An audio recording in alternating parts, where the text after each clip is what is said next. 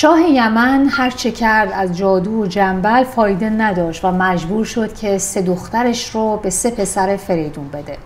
3 پسر راهی شدند با جهیزیه‌ای که به دختران داده شد به سمت فریدون و به سمت پدرشون. اینجا قصه وارد مرحله‌ای میشه که به عنوان معنا و سمبل و یا هر چی که در نظر بگیریم بسیار در شاهنامه مهمه. چرا که ما در جلسه قبل اگر ندیدید برید ببینید بحث نام رو مطرح کردیم و گفتیم که نام در شاهنامه بسیار مهم بوده. فریدون تا این لحظه که فرزندانش همسرانی رو به همسری گزیدن هنوز اسم برای اونها انتخاب نکرده، چرا که اول باید آزمونی رو در نظر بگیره و بعد نام رو برای فرزندانش انتخاب کنه. توی این قسمت ما بحث تقسیم ایران رو هم داریم، درسته؟ بخش میکنه بله بر 3 پسر ایران رو دیگه جهان رو بخش که بخشش ایرانه. آره بر 3 پسر بخش میکنه. عباس معروفی می کتابی داره فریدون 3 پسر داشت. همه چی از همینجا شروع میشه، از همینجا، از این تقسیمه. آره اصلا این که میره، یعنی این کین ایرج همینجور هست. مثلا میری تو جلد دوم هم میگن شما ایرج و فلان اینجوری میشه. یعنی در واقع هر بار که جنگی بین ایرانیان و تورانیان در میگیره تا زمانی که سیاوش دوباره کینخواهی سیاوش شروع بشه، باز اونجا قصه کینخواهی سیاوشه. بسیار. انگار برای تا آخر مثلا میخواد درام داستان شکل بده، یه همچین چیزی. چون گفتیم تو جلسه قبل که فریدون شاهی بوده که برای فردوسی خیلی مهم بوده. اصلا میگم خیلی حال میکنه با فریدون. بخونیم داستان رو. آره. گفتار اندر آزمون کردن شاه آفریدون پسران را به ناشناس، یعنی خودش رو به شکل اژدهایی در میاره. چون از بازگردیدن این 3 شاه شد آگه فریدون بیامد به راه. استقبالشون. آره استقبال که نه، اومد به راه که اژدها کنه خودشو دیگه. ما سر راهشون قرار گرفت. سر راهشون قرار گرفته. ز دلشان همی خواست کاگه شود، ز بدها گمانیش کوته شود. بیامد به سان یکی اژدها، کزو شیر گفتی نیابد رها. خروشان و جوشان به جوشندرون، یعنی اژدهای اینجوری همی از دهان چاتش آمد برون. چو هر 3 پسر را به نزدیک دید، به گردندرون کوه تاریک دید. برانگیخت گرد و برآورد جوش، جهان شد از آوای او با خروش. بیامد دمان سوی مهتر پسر، اینا نام ندارن دیگه، می‌بینیم مهتر کوچیک و وسط میگه فقط. بیامد دمان سوی مهتر پسر، که او بود پرمایه تر تاجور. مهین گفت با اژدها روی جنگ، نبیند خرد یافته مرد سنگ. این سنگ سنگین رنگین اینا، مردی که با فرهنگ و سنگ و ایناست، با اژدها که نباید دعوا قویه دیگه. سبک پشت بنمود و بگریخت زوی، پدر زی برادرش بنهاد. فرار کرد گزین. میان این برادر چون او را بدید، کمان را به زه کرد و اندر کشید. در مقابل اژدها مرا گفت اگر کارزار است کار، اگه وظیفه من جنگه، چه شیر دمنده چه جنگی سوار، چه فرقی میکنه، من کارم جنگه. چو کهتر پسر نزد ایشان رسید، خروشید کان اژدها را بدید. بدو گفت، یعنی فریاد زد به سمت اژدها، بدو گفت کز پیش ما باز شو، نهنگی تو بر راه شیران مرو. گرت نام شاه آفریدون به گوش، رسیده است هرگز بدین سان مکوش.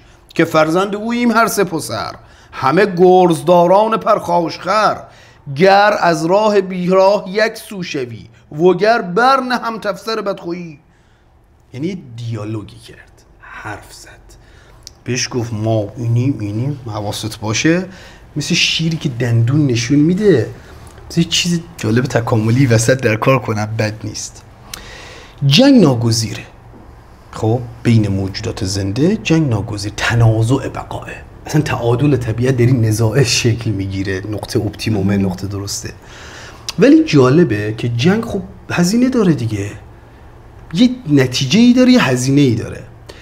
طبیعت میدونی چی کار کرده تو رفتار؟ این کارو کرده که شما قبل از این که جنگ کنی که یکی زخمی بشه یا بمیره، یکی نتیجه بگیره، بالاخره اونم که نمیمیره شاید زخمی بشه، قبلش اینجوری دندوناشو نشون میده که دندون من بزرگتره، این رفتار یعنی دقیقاً مثل مانورای نظامیه، یه جور رجزخوانی. آره این رجزه یعنی که نگاه کن قبل از این که زخمی بشی، بالاخره منم تو رو بکشم زخمی میشم، بیا قبلش ببینیم اگه نتیجه گرفتیم که کسی میبره. همین الان دموکراسی هم همینه، یعنی میگه بیا قبلی که دعوا کنیم رای بدیم ببینیم زور کی بیشتره، هر کی زورش بیشتر بود دعوا نکنیم دیگه، اونا با 4 سال دیگه دوباره رای بگیره ببینیم زور کی بیشتره.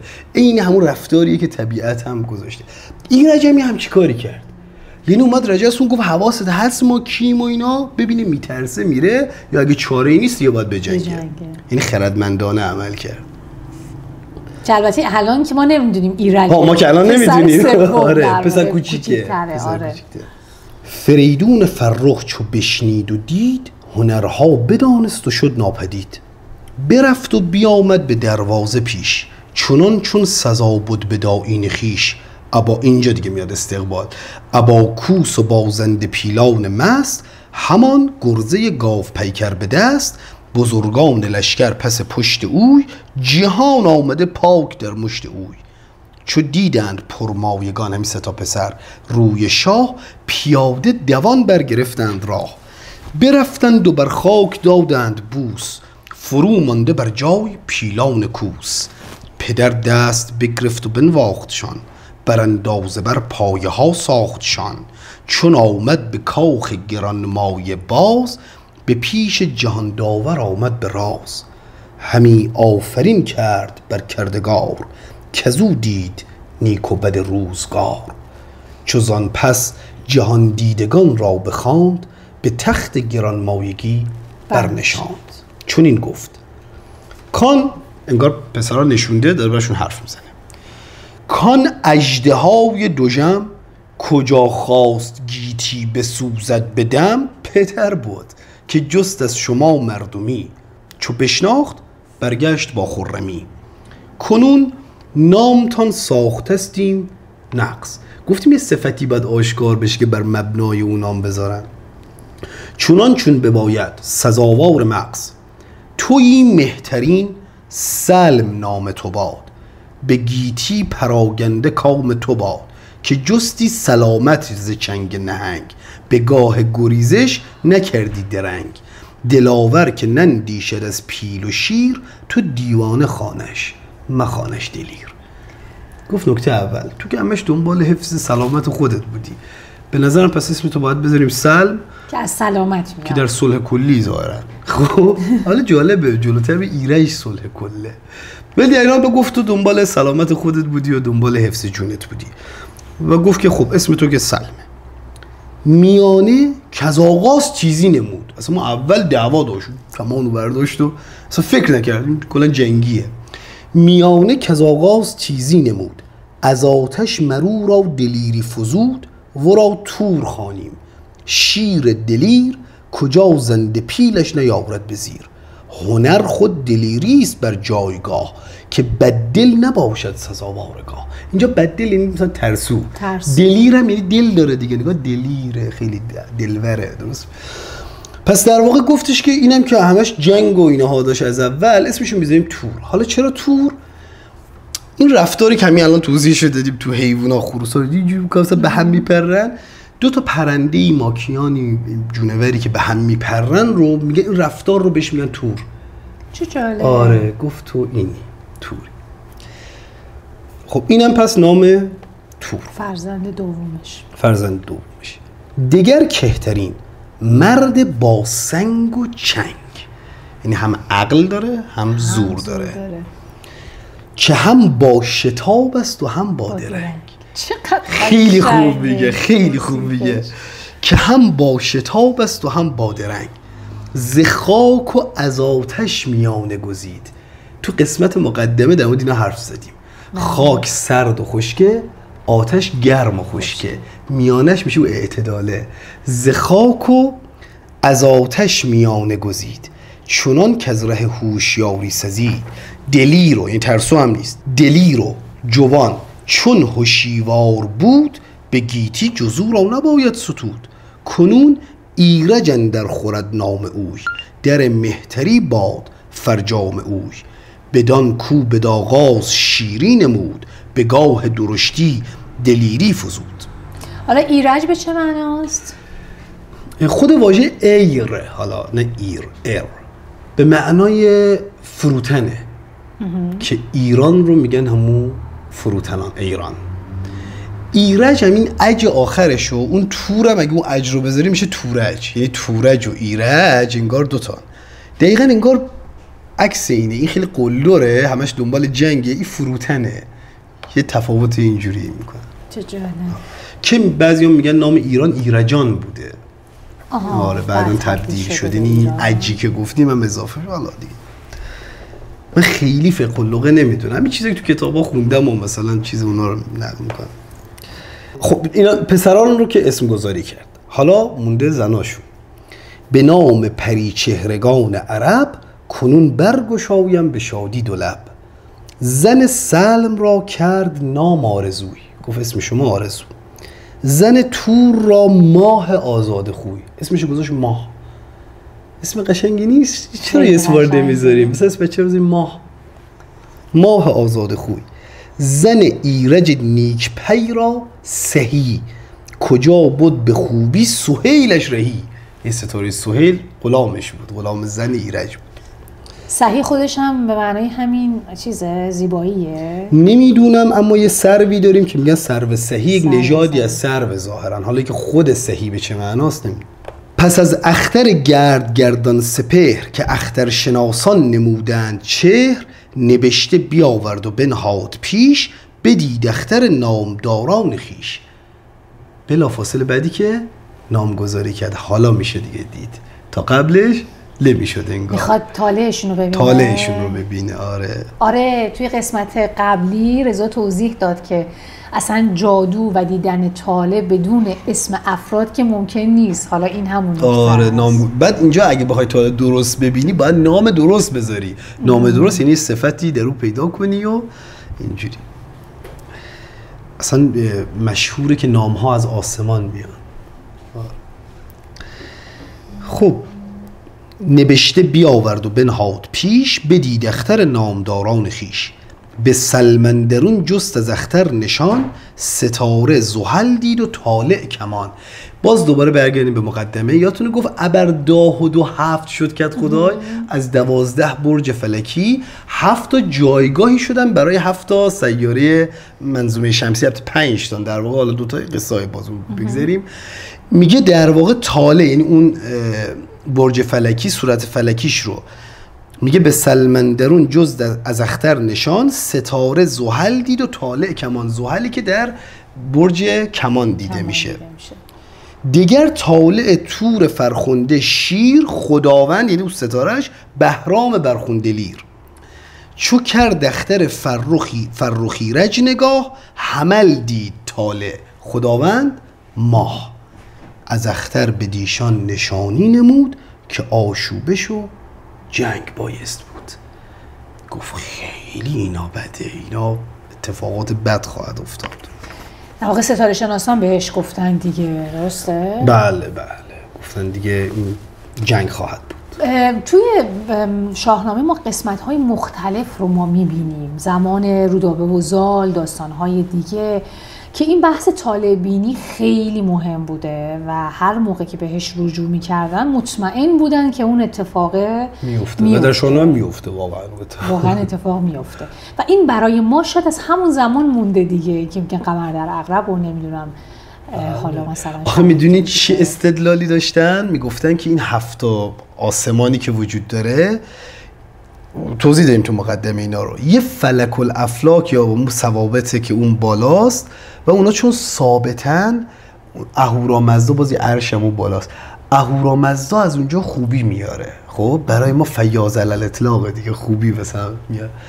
بعد این آسمان ثوابته، میاد این 5 تایی که حرکت‌های نامنظم دارن چون نزدیکن به ما، اینا اهریمنی ان، بی‌نظمی ایجاد میکنن، اینا رو بد میکنن، میان اینجا. برای همین میرن از اون طالع رو صورت فلکی اون بالا میبینه اونی که میخواد به همش بزنه چیه، میخواد نتیجه گیری کنه که چه اتفاقی میفته. یه اندیشه تقدیرگرایی تو ایرانیا خیلی جدی بوده، هنوزم که رد پاشو داره میره. و جالبه که خردمندان مقابل این خیلی، مثلا نظامی میگه چی میگی؟ حتی همین فردوسی تو شاهنامه یه جایی میگه من با آسمان دعوا کردم که مثلا چرا بر من اینجوری میکنی، بعد یک دفعه میگه آسمان به حرف اومد ستاره که منم یکی مثل تو هم دیگه بندی مثل تو هم چرا دعوا میکنی به ما گفتن اینجوری مثلا. یا ناصر خسرو اون شعر معروفی که ازش شنیدیم دیگه میگه درخت تو گر بار میگه نکوهش مکن چرخ نیلوفری را، برون کن ز سر باد خیره سری را. درخت تو گر بار دانش بگیرد، به زیر آوری چرخ نیلوفری را. که فکر میکنی امیده تو بر اون مسلطی.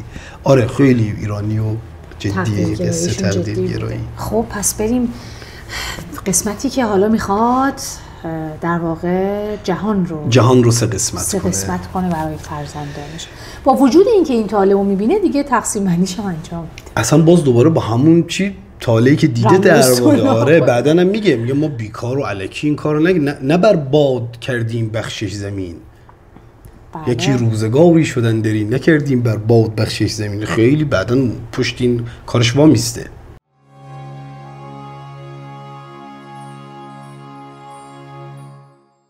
نهفته چو بیرون کشید از نهان، یعنی همون عاقبت اینا رو که دید، به سه بخش کرد آفریدون جهان. یکی روم و خاور، ببین اینجا خاور معنی غربه، یکی روم و خاور، دگر ترک و چین، سیوم دشت گردان و ایران زمین. این سه قسمت شد جهان. نخستین به سلمندرون بنگرید، همی روم و خاور مرو را سزید.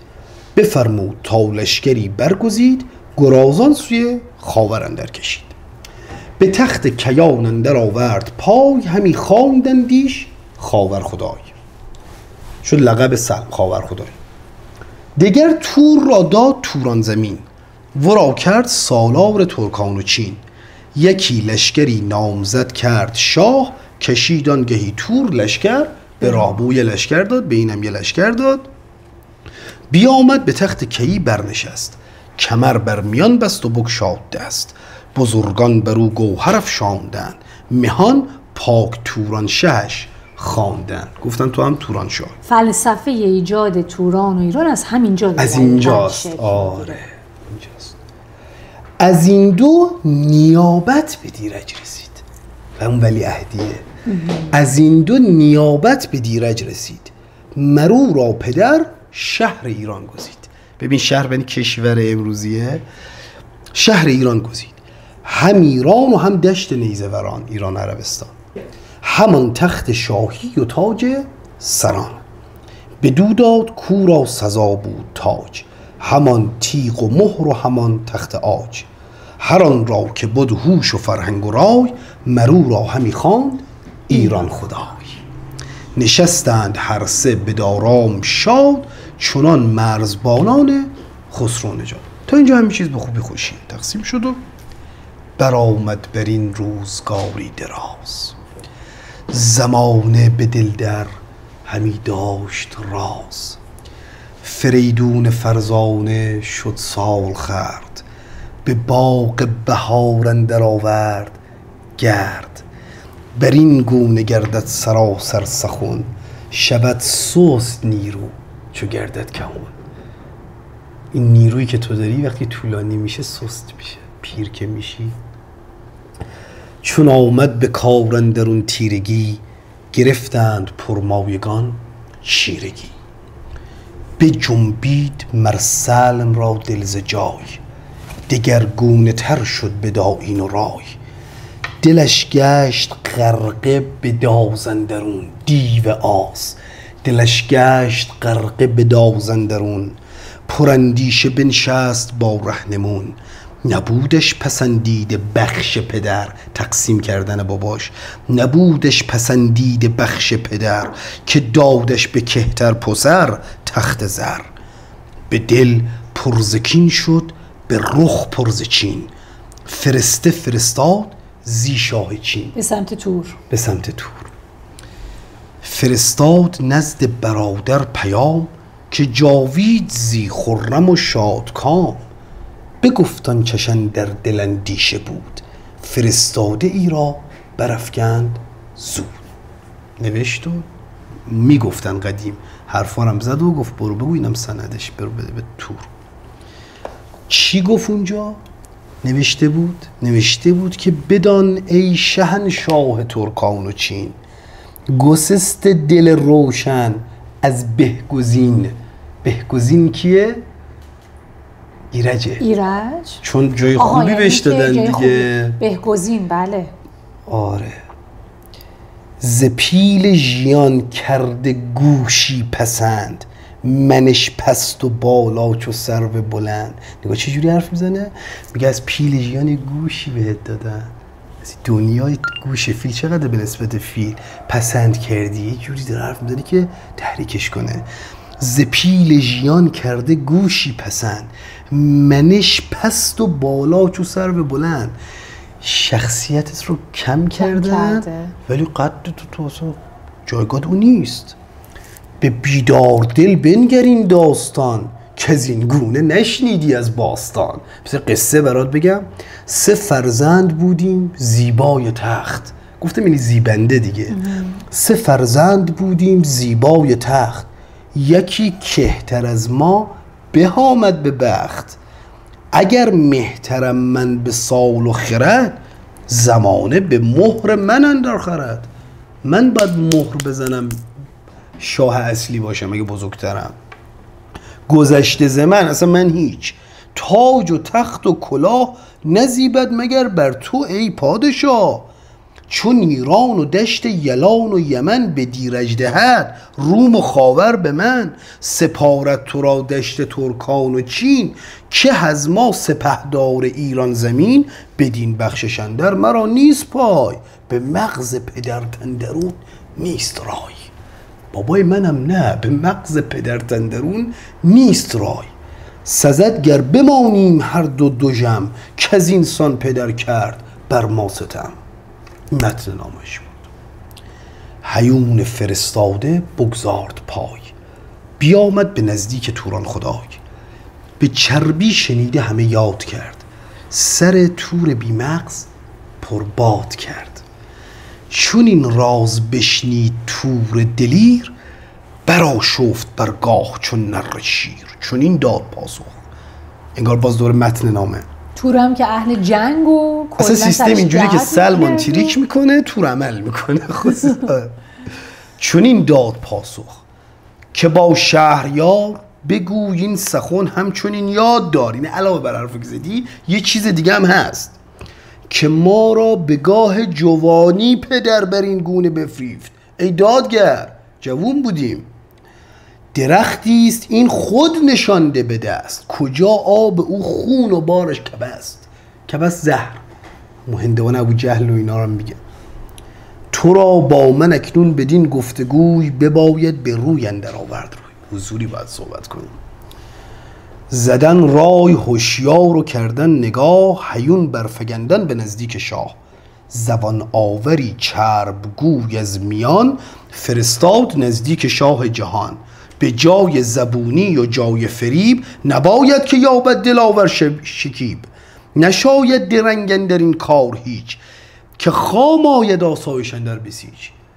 گفت ما الان باید با هم دیگه صحبت کنیم، با هماهنگی هم یه نامه بنویسیم، یه نفر معمول کنیم نامه رو ببره. اصلا تحمل اینا هم نداریم و اصلا در خام آید آسایش اندر بسیج، یعنی جایی که باید کاری بکنی اگه آسایش داشته باشی کار بدیه، خامه. فرستاده چون پاسخ آورد باز، سخن راندن داشکارا و راز. گزیدند پس موبدی تیز ویر. ویر یعنی حافظه، هوش. گزیدند پس موبدی تیز ویر، سخنگوی و بینادل و یادگیر. ز بیگانه پردخته کردند جای، سگالش گرفتند هر گونه رای. یعنی چی؟ یعنی پردخته یعنی خالی کردن بیگانه ها رو، چون یک جور رازه دیگه. بیگانه ها رو چی کردن؟ این موبده رو آوردن که بهش بگن و سگالش گرفتن یعنی فکر کردن و اندیشه کردن و اینا.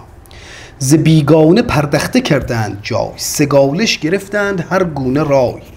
سخن سلم پیوند کرد از نخست، ز شرم پدر دیدگان را بشست. فرستاده را گفت ره برنورد، نباید که یابد تو را باد و گرد. چون آیی به کاخ فریدون فرود، نخستین ز هر دو پسر ده درود. پس آنگه بگویش که ترس خدای بباید که باشد به هر دو سرای. جوان را بود روز پیری امید، نگردد سیه موی گشت سپید. چه سازی درنگن در این جای تنگ، شود تنگ بر تو سرای درنگ. گفت ما به امید روز پیری باید یه چیزی داشته باشیم، تو هم که پیر شدی برای چی بری پیری چیزی نگه میداری و مثلا این کارا رو میکنی، تو که داری میمیری. یک تنده اصلا ادبیات. جهان مر تو را داد یزدان پاک، ز تابند خورشید تا تیر خاک. همی بارزو خواستی رسم و راه، نکردی به فرمان یزدان نگاه. نجستی جز از کژی و کاستی، نکردی به بخشندرون راستی. تو اون تقسیمت عادلانه انجام ندادی. 3 فرزند بودت خردمند و گرد، بزرگ آمده نیز پیداز خورد. انگار هیچ معیار دیگه در جهان وجود نداره کی بزرگتره، فقط سنه که بیشتره. و تنها چیزی که داره آدم بدبخت اینه، میتونی در واقع باید یه دلیلی به تراشه برای این اعتراضش دی و چه دلیلی بالاتر از اون که حالا من سنم بزرگتر بوده. تنها چیزی که دارم همینه، تمام، همین رو دلیل میکنیم. حالا اونو فکر کن بره آزمون کنه، نام بذاره، طالع بذاره، فلان کنه. نجستی جز از کژی و کاستی، نکردی به بخشندرون راستی. 3 فرزند بودت خردمند و گرد، بزرگ آمده نیز پیداز خورد. ندیدی هنر با یکی بیشتر، کجا دیگری زو فرو برد سر. میگه توی کاری که دیگه ما سرفکنده شدیم، امر بود دادیم. یکی را دم اژدها ساختی، یکی را به دبر اندر افراختی. یکی تاج بر سر به بالین تو، بدو شاد گشته جهان بین تو. نمازو به مام و پدر کمتریم. ضمناً دقت کنید که مادراشون خواهر بودن دیگه، این دوتا از شهرنواز بودن. نمازو به مام و پدر کمتریم، که بر تخت شاهی نه اندر خریم. ایا دادگر شهریار زمین، بر این داد هرگز مباد آفرین. اگر تاج از آن تارک بی‌بها، شود دور یابد جهان زورها. سپاری به دو گوشه ای از جهان، نشینه چو ما گشته از تو نهان. وگرنی سواران ترکان و چین، هم از روم و همون چیزی که پدر بهشون داده علیه خودش اینه. بیرویی و چی بهش بگن نمیدونم، دیدی آدمای همیشه طلبکاره، تمومی نداره، بهش یه چیزی میدی با همون میاد دوباره. تو تراژدی داستان فریدون هم همینه دیگه. پسری داره طلب میکنه از پدری که به او بخشیده. آره و حرف سنگینه. نگاه کن، میگه وگرنی سواران ترکان و چین، هم از روم و گردان جویندکین. فراز آورم لشکری گرزدار، از ایران و ایرج برارم دمار. یعنی به بابا میگن اصلا گفتگو ندارن. در واقع داره خیلی روشن پیامش رو میگه که یا ایران رو به ما میدی، یا اینکه ما حمله میکنیم به سرزمین تو، به سرزمین شاه جهان و اونجا رو تصرف میکنیم. کم کم داریم وارد قسمت تراژیک ماجرا میشیم. از اینجاست که فریدون باید تصمیم بگیره که در جواب نامه فرزندانش چه پاسخی باید بده و اینجا موبدی این پیغام رو با شرم بسیار میبره به محضر فریدون که داستان به اوج خودش خواهد رسید.